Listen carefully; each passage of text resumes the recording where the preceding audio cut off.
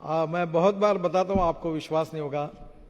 हमारे शहर में हमने 4 साल पहले जो टॉयलेट का पानी था वो हमने 18 करोड़ रुपए में बेच दिया।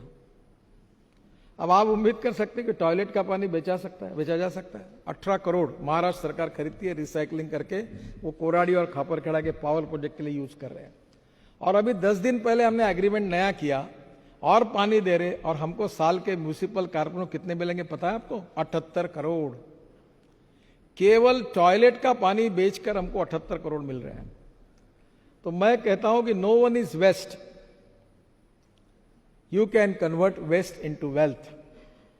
चाहे कोई इंसान भी वेस्ट नहीं है, चाहे कोई मटेरियल भी वेस्ट नहीं है। Appropriate technology and appropriate leadership अगर होगी तो कचरे से भी सोना बन सकता है। अभी मैं आपको अनुरोध करूंगा, यहां उत्तर प्रदेश के बहुत से, बिहार के, झारखंड के विधायक होंगे। अभी एक पानी जो हमने निकाला, ये पानी से अभी हम मीथेन निकाल रहे हैं नागपुर में, और मीथेन से CO2 अलग करके बायो CNG निकालकर 50 से 55 बसेस उस पर चला रहे हैं। Pollution free, cost effective import substitute. अब ये गंगा के किनारे पर मैं 125 बायोडाइजेस्टर बना रहा हूं, और ये यमुना पे बना रहा हूं, ये दिल्ली में है, पानीपत से शुरू है। 40 उपनदी और नाले हैं जहां भी हम लोग काम कर रहे हैं। 189 प्रोजेक्ट्स कर रहे हैं, 25,000 करोड़ खर्चा कर रहे हैं। 100% हम पैसा खर्चा कर रहे हैं।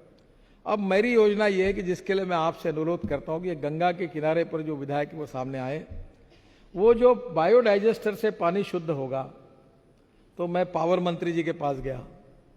मैंने कहा आप मेरे गंगा के लिए मुझे आपका एक सहयोग चाहिए कि गंगा के किनारे पर टोटल 24 पावर प्रोजेक्ट है। बिहार में है, झारखंड में है, उत्तर प्रदेश में है, ये सभी गंगा के किनारे पर है। तो आप उसमें मेरा पानी आप पावर जनरेशन के लिए यूज करो।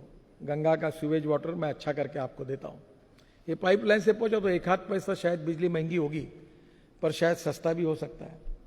जब मैंने उनको कहा, उन्होंने कहा 12 प्रोजेक्ट हमारे चालू है, मैं पानी लेने के लिए तैयार हूं, हमारा अभी एग्रीमेंट होगा। उन्होंने ऑर्डर भी निकाला है, और ये पूरा गंदा पानी मैं जो गंगा का शुद्ध करके उनको बेचूंगा, उससे पैसे मिलेंगे। फिर मैं रेलवे मिनिस्ट्री के पास गया, मतलब आपकी जो गंगा के किनारे पर रेलवे स्टेशन है, जो गाड़ियां जाती हो, धोते हो, तो गाड़ी धोने के लिए हमारा पानी यूज करो, आप खरीद लो तो उससे पैसे मिलेंगे। अब वो पानी को हम बेचेंगे, उसके बाद उसी पानी से मीथेन निकालकर CO2 अलग करके, वो CO2 से भी आइस क्यूब बनती है। आज बड़े बड़े 5 स्टार होटल में जो ड्रिंक्स लेते हैं तो जो आइस क्यूब होती है वो इससे बनते हैं। तो मैंने उनको कहा कि आप एक काम करिए कि ये जो बायो CNG है, इससे बसेस चलेगी, ट्रक चलेगी, ये सब बातें संभव है। तो गंगा ये हमारे लिए वरदान बन सकती है, हमारे रोजगार का साधन बन सकती है। अभी मैं परसों टुटीकोरिन गया था तमिलनाडु में, और मैं सोच रहा था कि इतना धूप थी, पानी नहीं है, सब लोग अस्वस्थ हो रहे थे। तो मैंने कुछ इंजीनियर्स को बुलाया था, और अब ये नई कल्पना ऐसी मेरे मन में आउट ऑफ बॉक्स बातें बहुत आती है। तो मैंने उनको कहा कि ये जो चेन्नई में आप पीने का पानी दे रहे हैं, जिसका डिसैलिनेशन कर रहे हैं, ये कॉस्ट कितनी आती है?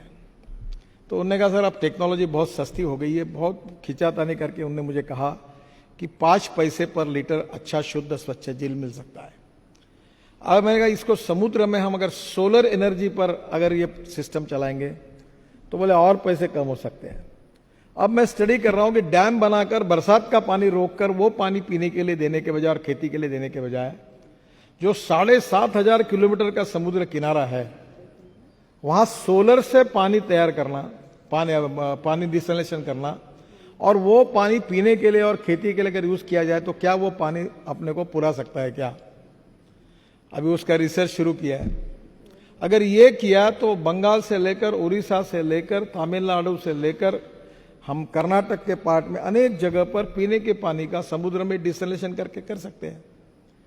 और इसलिए ऐसी अनेक बातें जो टेक्नोलॉजी के कारण बदली हुई, जिससे आपके क्षेत्र का जीवन सुसही हो सकता है। अभी एक कचरे के बारे में, मेरे घर पे यहाँ एक मशीन है, तो मैं रोज सुबह देखता था कि जो पत्तियां गिरती थी उसको जला देते थे। तो एक छोटा मशीन है, तो मैं रोज उसमें वो सब पट्टियां वाला ट्रक वालों को कहा कि मेरे घर पे लाके दो, और उसका बायो फर्टिलाइजर तैयार होता है। और आपको ताज्जुब होगा, हमारे महात्मा गांधी जी जो कहते थे कि ग्रामीण क्षेत्र में हम बहुत प्रयोग कर सकते हैं। तो हमारे गिरिराज सिंह मंत्री है, मैं उनके विभाग में एक वर्धा में एक इंस्टीट्यूट है, महात्मा गांधी विज्ञान इंस्टीट्यूट, मैं वहां गया था और उनने मुझे एक बॉटल भेज दी, उसमें एमिनो एसिड था। तो मैंने उनको कहा कि ये एमिनो एसिड जो है ये क्या है? ये बोले प्लांट बूस्टर है। वो लाकर मैंने हमारे खेती पे मेरी पत्नी ने यूज किया, इतना कि 25-30% ग्रोथ मिल गई।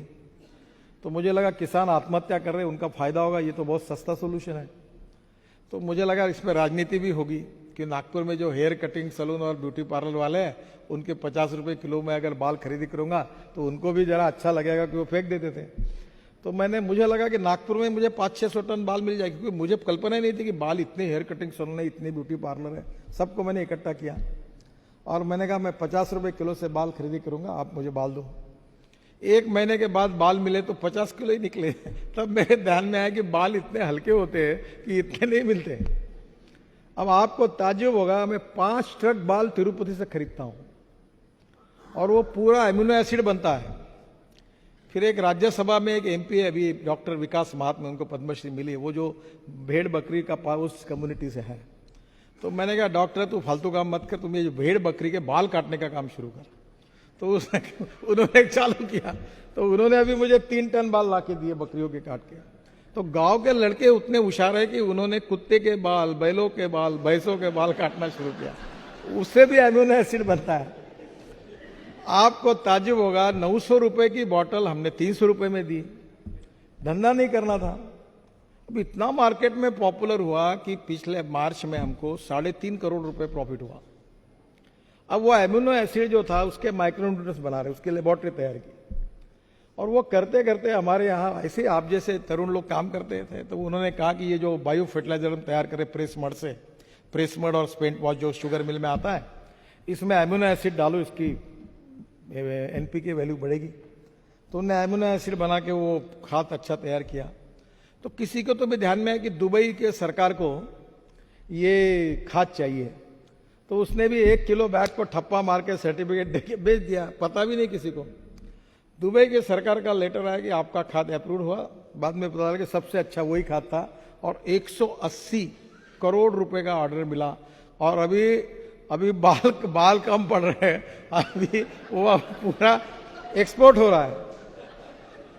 अभी 90 कंटेनर चले गए पर बाल कम है। तो अभी मैं कहता हूं बच्चों को कोमड़ी के लाओ और कोई कुत्ते के लाओ, बकरी के लाओ, भैंसों के लाओ, बाल चाओ।